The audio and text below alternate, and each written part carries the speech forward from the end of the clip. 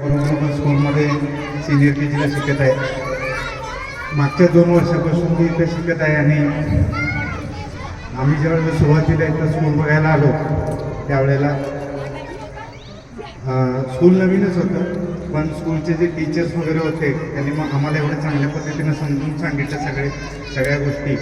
आणि त्याच्यानंतर पहिल्याच वर्षी त्यांनी ज्या ज्या काही ॲक्टिव्हिटी घेतल्या त्यामुळं आम्ही एवढे खुश झालो की आम्ही तिला पूर्ण पुढचे 3 पण वर्ष इथंच कंटिन्यू केलेलं आहे.